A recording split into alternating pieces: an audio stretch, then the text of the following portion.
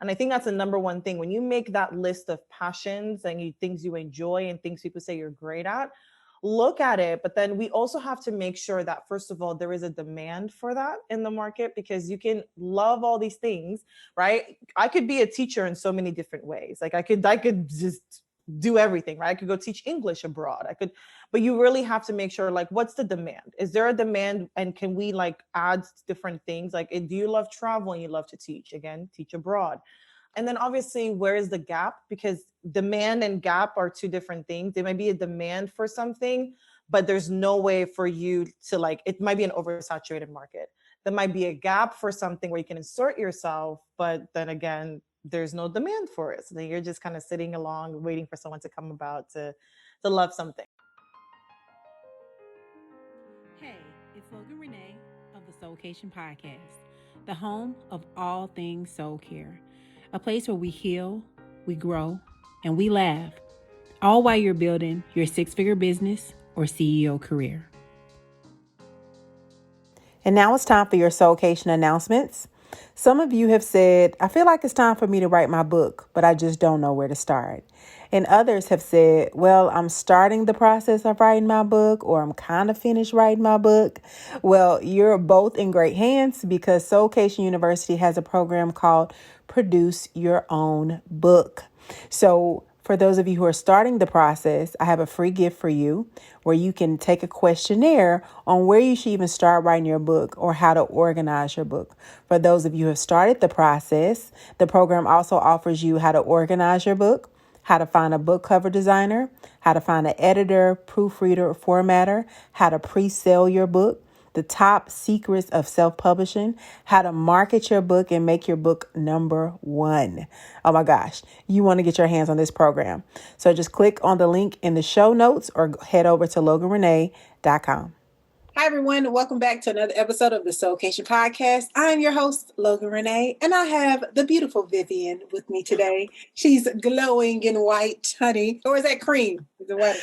I think it's like cream, ivory. I don't know whatever it is. It's all three of those colors. Vivienne is an accomplished healthcare consultant by day and a content strategist at night, honey. There are layers to her. She started her brand as a travel blogger, but quickly realized her passion for branding, content strategy, and storytelling. Her goal is to help new business owners learn how to use their personal experience and expertise to connect with their audience through content.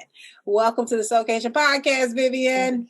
Thank you. I'm so, excited to be here. And, after the workshop, I felt like that was just amazing, being in the presence of other powerful and Black women. So when you asked, I was just like, yes, I'm on it. I'm here. Absolutely. Let's do this. You all might recognize her voice from the Soulkation Live class, starting from the bottom, which was amazing. So she's going to take us on a deeper dive. She shared a lot of information with the panel. So now you'll just get one-on-one with her, honey, the expert herself. So you have a full-time job. Yes, ma'am. You run a full-time business. Yes, ma'am. They're both full-time. How?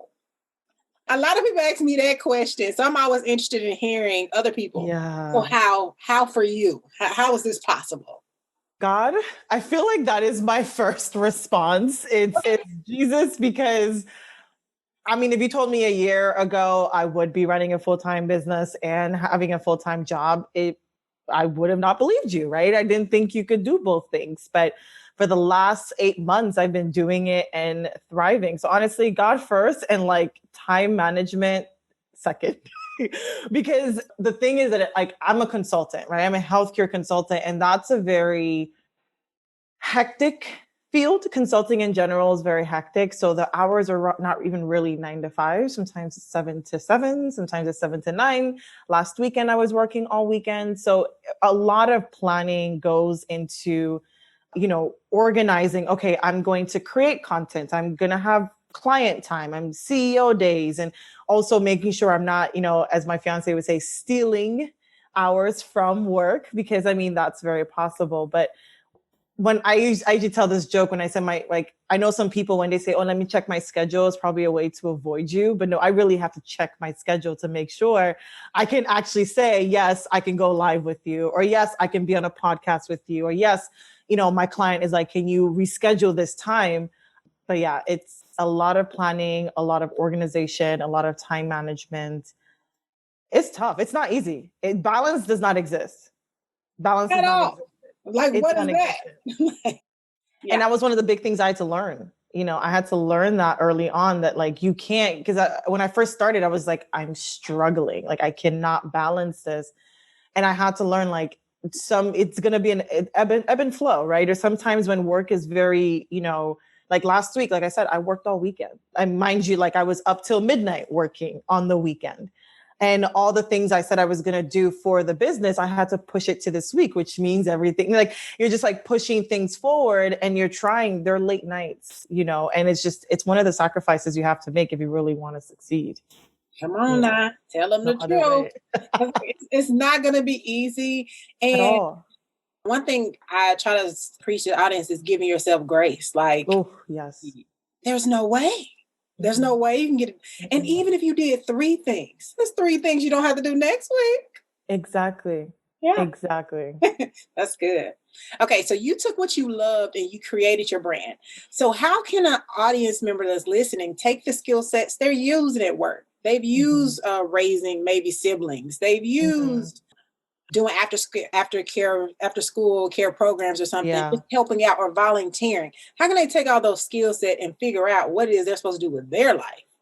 Yeah. And that's a tough question, because obviously it's depending person by person. But I think the first thing is obviously when you're looking at the things you love, which is the things that you're passionate about, make a list, right? Make that list. It could be an exhaustive list. When I was making mine, it was like, okay, I love to talk a lot. I love to tell stories. I love to use my experience to teach people. I'm like the go-to person in my family or with my friends when it comes to like helping them with things. They say I simplify things for them. So, I used to be a tutor in college. There were so many things. Like, look at everything you've done in school, with your family, your friends. Like, what do people ask you or say? Like, what do people come to you for? And I think that's the number one thing. When you make that list of passions and things you enjoy and things people say you're great at, look at it. But then we also have to make sure that, first of all, there is a demand for that in the market, because you can love all these things, right? I could be a teacher in so many different ways. Like I could just do everything, right? I could go teach English abroad. But you really have to make sure, like, what's the demand? Is there a demand? And can we like add different things? Like, do you love travel and you love to teach? Again, teach abroad. And then obviously, where is the gap? Because demand and gap are 2 different things. There might be a demand for something, but there's no way for you to like, it might be an oversaturated market. There might be a gap for something where you can insert yourself, but then again, there's no demand for it. So then you're just kind of sitting along, waiting for someone to come about to love something. But at the end of the day, once you've kind of figured out, okay, is this thing profitable? Because there's a demand, it's going to bring me profit. I love this thing. You really just have to start. Just have to start testing those ideas. And I always tell people, I have this client who wants to do fitness and she's been doing it all the time. And she comes to me, she's like, oh, I don't really have any testimonials. But I was just like, our last conversation, you've helped like 5 friends, right? You've helped 5 friends through your fitness. And then when you start testing those things and start testing your skills, you're finding those friends, that family member that you've helped through and solve the problem for them. Because that's a key thing. It needs to be a solution to a problem someone is looking for, right? Or someone is going through. And once you help them through that problem, that's really where you fit into something that like you love doing. There's demand for it, you fill the gap, and you're solving a problem. So those 4 things. And again, there's obviously other intricacies to it, but it's really, what do you enjoy doing? Right. Like once you take a step back and you ask yourself, what do you enjoy doing? Can I make money from this? Am I solving someone's problem? Don't think I must be solving 100 people's problems outside. Like look at within your own people, your family and friends. What do they say? Again, like I said, what are you good at? Are you helping them with something? And that's really how you find and be able to like come out of something that you absolutely love and keep doing it. That's good. That's really, really good. Thank you. Thank you. So how long does it take to actually build an audience, to build a tribe, to build a community where the gap is filled? People, the demand is there. Yeah. They're actually looking for you. Like how long does that take? Forever. You never stop building an audience or building a community. And I think that's the misconception people have is like, oh, when I reach 10,000 followers or when I reach 100,000 followers, like I've made it. But the truth of the matter is, and honestly, and let's even give that distinguish it. When you're looking at followers, you're not looking at people. You're looking at them as a number. So let's push that out of the gate right now. But how long it takes to build a community, you're always building a community as long as you're sharing your message. And that's a big misconception with people is they think, oh, if I just share this thing long enough, I will build 10,000 followers and I can just start selling. Right. But no, people find you at different stages. So you're still going to keep, like someone can find you today, but you've already spoken on a topic 2 months ago, 2 years ago. But then obviously gradually they get to know you have to keep talking about it. When you see all these major, celebrities or whatever, let's not even use celebrities actually, because that's not realistic. But, if we see all these major people, let's say the people you admire on social media who have these tens and hundreds of thousands of followers, they started from somewhere, but you still see that they keep sharing their story. Yeah. They keep sharing what they're about. They keep sharing their why. They keep sharing their successes, their failures, because they know they're still building that community and people are finding them every day. So it never stops, and if you're someone that gets exhausted at the thought of, oh my God, it never stops, I'm never going to stop building a community, then maybe you're not ready.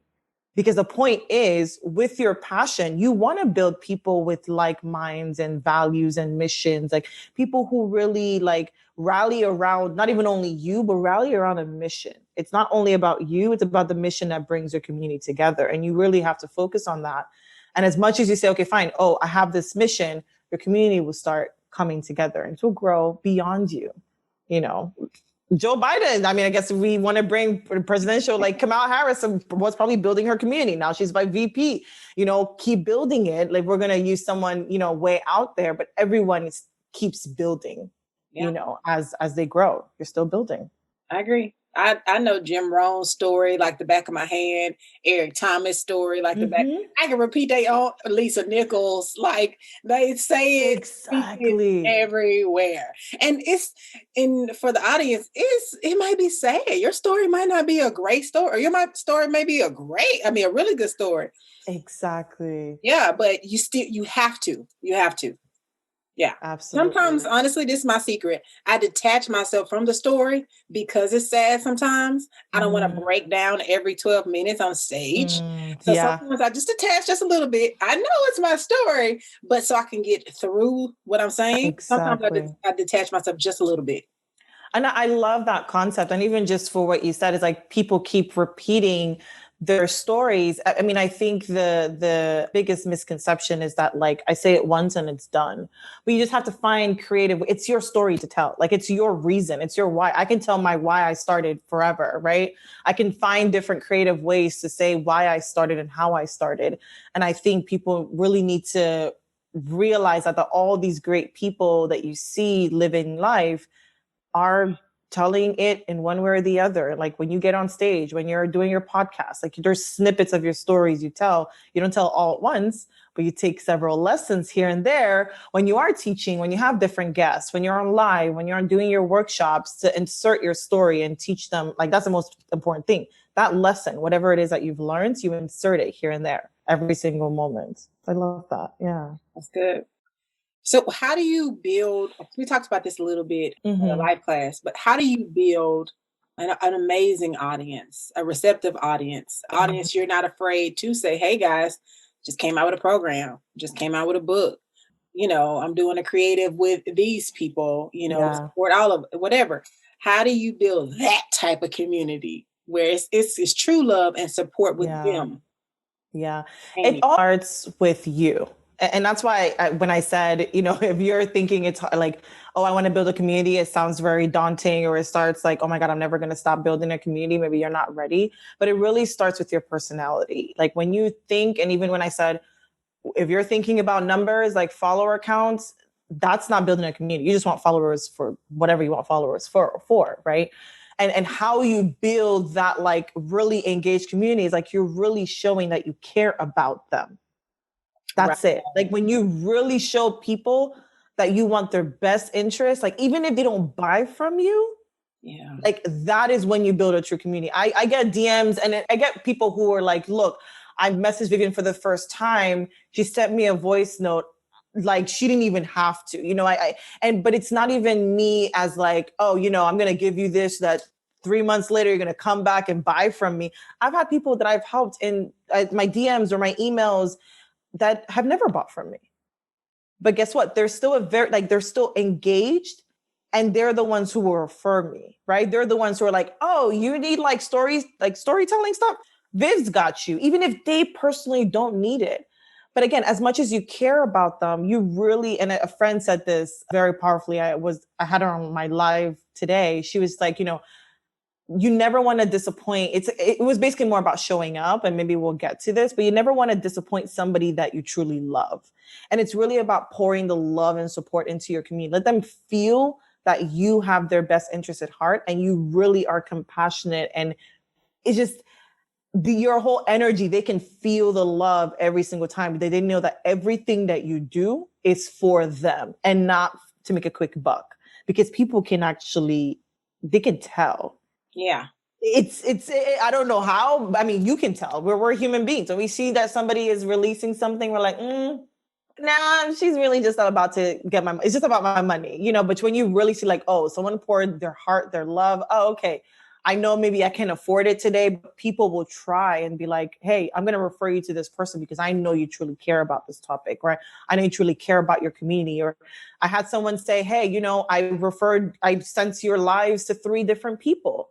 I never met this person before, right? But she asked a question in my DMs, and the first day she followed me, I responded. I was like, hey, let me know if you have any additional questions. It didn't take anything out of me. And then the week later, she was like, hey, I sent your live to like 3 different people that like all create 1 week. But it's all about really showing that you truly love these people and you want the best for them. It's just, that's really how you build an engaged community. Like when you really, really show that it's not about you, it's about them. Like you're there for them. And the engagement will come. It will come. And that's really the tough thing. A lot of people, a lot of people are just like, oh, people are not engaging on my posts. Like you really need to release yourself from the expectation that every post is going to do well, because it's not. Yeah. It's not going to do well. And I always tell this, either to clients or even people who DM me, it was like, oh, I posted this. Like, why aren't people commenting? And I'm like, again, first of all, when you're starting something, because most times people are upset about engagement or they're worried about engagement before they start or as soon as they start, it's that people aren't used to you doing this thing yet, right? And don't think 1 month is people getting used to you. No, like people need 2 to 3, 4, 5 months to really warm up to the idea that, oh, this is you. This is what you do. And then they will start engaging, obviously, as long as it interests them. And that's the other part of it, is in as much as you put so much energy and you truly want the best for people, people are only going to respond or be as responsive when it's like, what's in it for them? That's the question you need to also keep asking, right? What's in it for them? Because if you don't have something for them, if you're not giving them something valuable, people are less likely to respond. And then we can get into the tactics of like call to action and all that stuff that boosts engagement. But it's truly about, you need to be able to give them something with your posts, with your lives, with your stories, whatever it is. Right. That's good. Let's break that down for call to action. Mm-hmm. Okay. How, especially somebody new and they're like, what is that? Like, break down what a call to action is and how do you incorporate it in your content, in all of your content in different ways? Absolutely. So actually, I'll even start with this. Before you post something, let's say you have an idea of something you want to post. I always tell people, ask yourself 3 questions, right? What do you want them to know? What do you want them to feel? Okay. And what do you want them to do? What you want them to do is the call to action. So let's say you write a post about, let's say if you send me the recording or something, and let's say when this podcast goes out, and I really want people to hear this because they're tangible tips for new brands and new businesses. And I would write a post talking about, hey, I did a workshop, Logan, I did this, I did that. She invited me to do a podcast. My call to action, what do I want them to do is, hey guys, click the link in my bio to listen to the rest of this podcast. That's what you tell them what you want them to do. People are not going to do anything if you don't tell them what to do. right? Think about your own engagement patterns or your own just your own patterns regardless, right? When we see things, buy here, click here, that's a call to action, right? Those buttons that you see whenever you're buying something, click here, complete order, that's a call to action. They're telling you what to do and you're making it plain and simple. I usually highly recommend your call to action is at the end of your caption after you tell a story. So again, when we're looking at those three questions, what do you want them to know? What do you want them to feel? What do you want them to do? The what you want them to know is that lesson, whatever you're teaching them. What you want them to feel is that emotion. What do you want them to do is that call to action. So I usually say call to actions are supposed to be open-ended questions to allow for conversation, right? So not, are you going to do this? Yes or no? I mean, people are just going to say yes or no. Or it's like, what do you think about this topic? Depending on whatever topic you touch on, then people are like, oh, I think that you're giving them room to open the conversation, to chat with you. Oh, let me know if this made sense to you. Let me know if you understood this topic. They can't just answer yes. They'll answer, yes, I understood this topic because blah, blah, I understood this. Or no, this didn't really make sense. This is what I'm thinking. You're really opening up conversation for your audience. That's really what a call to action does. For comments, call to action can also be save this, share this if you think it's going to be important. Like I said, click the link in my bio's, listen to a podcast or something like that. That's good. So how would somebody start to promote a product, or what do you suggest promoting a new product? You've built engagement, you've filled in the gap, there is the demand, your audience respects you, listens to you, shares your content. How do you start promoting products? I would say there are different ways you can promote the products. You can promote it directly or indirectly. Directly is creating a post on your feed talking about the why of the product, right? Why you're creating this product, what the demand looks like. Maybe you're asking guys like, hey, can you fill this survey out to, these are the details of the product or whatever. Directly showing people this is coming, right? Obviously, there's the why of the product. Like I said, why are you creating it? The what of the product, what it entails, what's in it, what benefits. Because, people don't really care about what's in it per se. They do, but it's important to talk about the features of a product, but it's really more important to talk about the benefits. What is it going to do for them? Is it going to save them time? Is it going to reduce their overwhelm? Is it going to boost their engagement by 500%? That's probably a very lousy statistic, but basically directly saying, hey, this is the product that is coming out. Right. Indirectly now is then when you do behind the scenes of, oh, guys, I'm working on this, or this is my day. And they obviously see whatever you're working on in the background. Maybe you're a product-based business and maybe you own I'd say like a common one is like a skincare thing and you do like shea butter. Maybe a day in the life mixing the shea butter, right? You're like, hey, these are the things that I'm taking care of. These are the ingredients that go into this. Like, what you're doing is really enticing people to start asking questions like, oh, what are you working on? Oh, what are you doing? Oh, that looks cute. Oh, that looks nice, and different things like that. So that's the indirect part of it where you're showing them the behind the scenes. You're giving a little snippet of like, hey, this is what I'm doing. This is what goes into it. But then the other part is directly saying this is coming out. Obviously, you want to build enticement and build excitement for the product. Right. So obviously never launch and put the product out the day you want to launch. Like, you need to build excitement. Even if you have all the engagement in the world, people need to get ready for this thing to come out, right? They need to know, oh, okay, she's coming out with this. I've seen it in her stories. She's done an IGTV explaining why she's bringing this product out. She's done an IGTV explaining how to use this product. She's talked about like I said, the what, the how, the why. She's giving me some behind the scenes, what goes into it, blah, blah, all these different things. People just want to know. People are nosy. So they want to know, like, hey, what's going into this? How much work are you putting in? Exactly. And literally, people are very nosy. And people are always like, where's she been? You know what I'm saying? Like, some people that you follow or you care about their life, some people don't care. But for the people you do care, you're like, what's she been up to? I don't know what she's working on. And then they're like, bam, I have 16 products coming out. You're like, wait, it's too much. Where? How? I was just looking for you. Like, exactly. Like, hold up. It's not that serious yet. Absolutely. So how do you attract new customers? Like, what has been one of your methods of attracting new customers?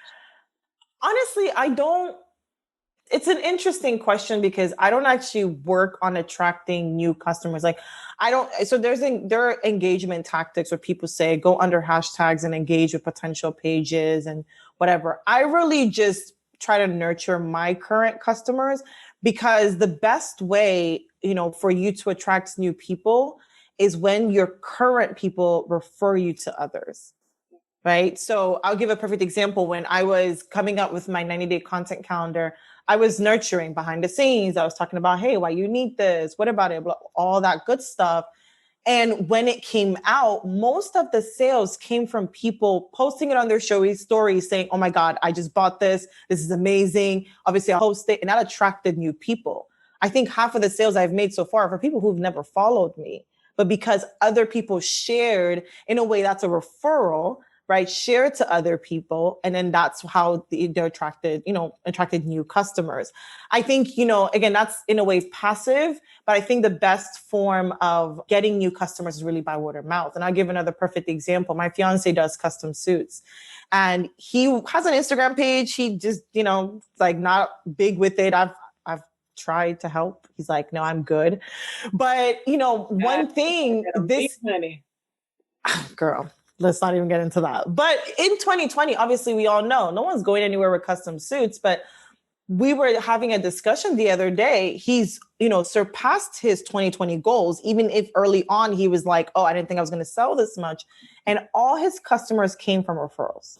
Wow. He didn't have to go out. He sends flyers out, he does he's a product-based business, obviously. So he will send out flyers. He will do Instagram promotions, but he was like, Instagram promotions has only brought me 2 customers out of the 50 I've worked with this year. So the best way to attract new customers is to nurture your current customers because they will be the ones who would then be to advocate for your brand. Because the truth of the matter, and you think about it too, when you're looking on Amazon, for example, for something, you're looking at the reviews, what people are saying about this person. You're not really, even if it's something you really want and you're looking at the features, does it have what I want? You're really, at the end of the day, the end of your search ends with the reviews. What are people saying? Are there more good reviews than bad reviews? And that's really the truth of the matter when you're talking about whether it's a service-based business or a product-based business for yourself, is people want to see what other people are saying about this thing. That's the only time they're going to buy it. When people are saying great things, you're good to go. Now, if people are saying bad things, those are another story. But yeah. That's good. That's so good. So what if somebody is rebranding their business? They're coming off of something else. They're creating new. They just want 2021 to be a whole nother boom. Yeah. What are some things that they should do if they're rebranding? Some important things. Start slow. Don't just boom, come out this is me. Let's go. Hello. Yeah, exactly. Start slow because again, this is true to everything. Whether you're starting a new brand or even you're rebranding, you want to make sure you're starting slow. And slow, what I mean by slow is you're warming people up to the idea that this is something that you're going to do. Some people just leave their page stagnant for months and say coming soon. I don't actually, that doesn't actually work well unless people are anticipating, unless you're on stories or something. And I'm speaking specifically for Instagram, but definitely start slow. And I would say if you're rebranding, you want to get very, very clear about the message. You want to get very clear about the story of why you're rebranding, because people want to know, why are you changing all of a sudden? What's the reason why that you're doing this? Before you even do your visuals, before you even do anything else, you really want to get that message concrete and settled, because that's the foundation of what will make your brand successful. The visuals can always change, but really rebranding, start slow and get your message, very solid. I'll give myself as an example. When I was rebranding from a travel brand to a content strategist, right? I started very slow, just I didn't put anything up on my feed. I was slowly on stories telling people, hey, let's do a discovery call. If you want to do a discovery call, I was starting very, very slow. I was still posting my pictures. I wasn't posting carousels, but I was doing it slowly where people could understand. And then when I was finally ready to fully come out, I think it was in March, I did a post that explained why I started this. It was simple. This is why I started this. so that I could see the level of excitement from people, but I could also see what people expected from me. Because you always want to make sure, like announcing yourself, like, oh, I'm here without any previous explanation is going to be very tough for your audience, the current ones, to understand. And on the flip side of that, after you've rebranded, don't be upset if you lose people. Yeah. Not everyone is going to be happy with your rebrand or whatever pivot you're making. And to be quite frank, it's not going to be for everyone, right? And that's why it's very important to get your message clear. You're not only getting that story clear of like, oh, this is why I started it. This is why I decided to pivot. This is why I decided to rebrand. You're really getting clear. Who are you talking to, right? Why are you talking to them? Why is it a problem that they're solving, like they need solving? And what does their future state look like? What is the results you're able to provide to them? That's the whole message you're trying to get as well. Not only, oh, I'm ready to go, let's do this. The excitement should come as well, but get that message intact before your visuals and everything else. Yeah. That's good. Do you use the know, feel, do method to come up with your messaging? No, actually, I'm not even familiar with it. No, feel, do. Now I'm saying it, I get where it's coming from. But no, either way, I use like the 5 pillars of branding, which include like perception, your purpose, your positioning. So it still includes, because the perception is a feeling, right? It still includes the, how do you want them to feel? What do you want them to know? What do you want them to do? That's specifically for content. Okay. That's not for like, when you're looking at the messaging, you're really looking at your 5 pillars, just purpose, positioning, and now I'm blanking, personality, perception. No, I said positioning. What's the last one? Now I'm going to be promotion. Where are you going to find them? Where are you going to find them? Where are you going to find them? Absolutely.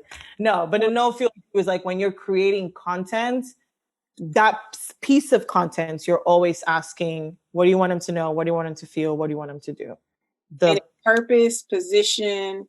Purpose, positioning, perception, personality, and promotion. I like that. Because the promotion is, and this is another thing people need to understand if you're rebranding or you're just starting, is that not everyone is going to be on Instagram, right? And I think we mentioned that in our, in the workshop, is like, you need to know where your people are, right? And not everyone's going to be on Instagram. Maybe your people are on Facebook. Maybe they're on LinkedIn, right? Maybe they're on some other social media platform that we don't know yet. Maybe they're on TikTok. Right. So you really need to, promotion is important. And most people, yes, a lot of people use Instagram, but you always have to remember, like, where are your people and are they using Instagram? Like, what are they using? Like, where can you promote yourself? That's the promotion piece. I think that's one of the ones that's really important. That's so good. Ooh, okay. We're going to do some rapid questions real quick. Oh my God. I've always heard people do rapid questions and I'm just like, yo, if I was ever in this position, I would like freak out. So now I'm in this position. So I'm going to remain calm. You got this. You got this. When you need a pick me up, what is your healthy outlet to turn to? I go to sleep. We just talked about that. I take a nap and it's weird, but that's like, I go to sleep. I just, stressed, overwhelmed, tired, nap time. Is it your new thing? Is it a new thing or you've been doing this? Oh, I'm a nap queen. I am a nap queen. Fun fact, when I was little, I would, even now, honestly, when I would go home to Nigeria with my parents and I would be taking a nap, my dad would specifically tell everyone, like, keep quiet. Onyeka is sleeping. And Onyeka is my Nigerian name. It's like, Onyeka is sleeping. No one should wake her up. That's me. I'm a nap queen. My whole family knows that. Yeah. I love it. What's the last song you listened to? Oh, this is hard. Can I check? Yeah, you can check. Wait, what was the last song I listened to? Spotify is my go-to. I actually wasn't listening to a song. I was listening to a podcast. But the last song most likely was like Elevation Worship. It's Rattle. Oh my God. I listen to a lot of worship music. Ask me any other artist, anything. I know nothing. Literally. Okay, so I was listening to Elevation, but right before we did this interview. Oh my God, look at that. Yes, I love their Spotify playlist. Just it gets me in. I'm about to listen to it before I go to sleep. After this. Yes. What trait do you like about yourself the most? Ooh. I have two things actually. I love my smile. And I always want to make sure I'm smiling at all times. But I love that I give. I'm such a giver, and it was for a long time. I didn't think that was a good thing because sometimes you get taken advantage of, and I can't stop it. Even when someone takes advantage of me, I still am like I still want to help them. So I'm very also empathetic. So I think that's like giving and being empathetic. I finally accepted it. And I was like, okay, I'm just gonna love it because it's just me. That's good. That's really good. If you could go to dinner with anyone, alive or passed away, who would it be? Wow. Wow. This is hard. I would go to dinner with Michelle Obama. Like, I really want to talk to her about like her book and her Netflix special. I just feel like she has just this powerful story that I just want to soak all in. I would go to dinner with her. Yeah. Yeah. What her Netflix story, it just literally made you like, I don't know what I need to do, but I need to go do something. Yes. Where's my Yes. something? Absolutely. It's exactly how I felt. I just felt so fired. I think it was like 9:00 at night when I was done. So I was just like, felt so fired up. And I was like, oh my God, I really need to like, do I call someone? Do I text someone? Do I make an Instagram post? Like, so on fire. And yes, like for someone to have that kind of impact, I want to be in a room with them every day, all day, every day. Yeah. Yeah. One book you believe everyone should read. Ooh, damn, the two books. I'm looking at my book list and I'm obsessed with this book, Atomic Habits by James Clear. Everyone needs to, everyone on this earth, everyone that I've recommended this book to has like literally first page and they've just edges snatched in a good way. And it's really all about how, habits, keep you successful, make you successful. But one thing I love about it that makes it very different, it's like a personal development book, but one thing I love about it that makes it very different from other personal development books is really backed by a lot of science. And because I'm a science person, like my background is in biology, I wanted to become a doctor. It's refreshing to see like why you need to do certain things, not just, oh, go do it. Like a lot of personal development books is really why you need to do it. And so Atomic Habits by James Clear, everyone should read it. Okay, it's on the list. It's going in the Amazon cart. Yes. So what are you looking to do next and how can the Soulkation community support you? Oh my God. Right now with November, December, I am just chilling, but I am co-hosting a retreat next October to Bali. So and it's like an entrepreneurial retreat. So we're, focusing on women, obviously. And we're really trying to do Marina, the person I recommended that you interview her as well. We're co-hosting, but we really want to make it educational and relaxing. I feel like I just don't want you to come on vacation. I really want you to learn things. So talk a lot about business, talk a lot about personal branding, content creation, strategy, everything that will really help you pick things up and move forward and move the needle in your business. So, that's what I'm planning. Yeah. Yay. Congratulations. That's amazing. Thank you. I'm excited. And have somebody to come alongside you. Because honestly, that's the hardest thing in business is finding someone to partner that you trust and respect. And yeah. Exactly. Yeah. It's been a blessing. It's been a blessing to have her as like a co-host and a co-partner. And like, we're, dividing things up and everybody's always like, okay, this is what I can pick up. This is what I can pick up, especially like having a full-time job. Like that's an extra thing on my plate. Like I'm not only going to run a business and have a full-time job. I'm also going to plan this retreat. So it's amazing. Yeah. Yeah. That's a blessing. Well, congratulations. Thank you so much. Thank you. Since the first time I heard you speak and even looking at your social media, I was like, I like her. Like I want her on the podcast. Thank you. No, I am honored to be here to speak to your community. I honestly I want everybody to know that like you can do anything you want to do. Take it from someone who never thought she was creative, who was hiding her great gifts, who just thought only medical school. That was the only thing that I was looking at. That was the only thing I saw in my future. And look at me now, like 8 months in from March, that was when I really dove deep into this, and it's been spectacular. Just keep working and everything will fall into place. So I appreciate you for bringing me on. Thank you. Of course. And I'll share all your links to your website also in the show notes. So thanks again. All right, tribe. You heard it from her. I mean, clearly so many amazing tips. Make sure you take these tips and actually apply them, and actually follow Vivienne on social media, because you'll be inspired. You'll be really inspired. Share this episode with your best friend, and I'll catch you all in the next episode. Bye. My hope is that your soul just went on a vacay and you have tools that you can apply to your life today. For more in-depth tools, head on over to loganrenee.com. Also, if you have questions that weren't answered on this episode, email your questions to logan@loganrenee.com and I'll answer them here on the show. I'll talk to you soon.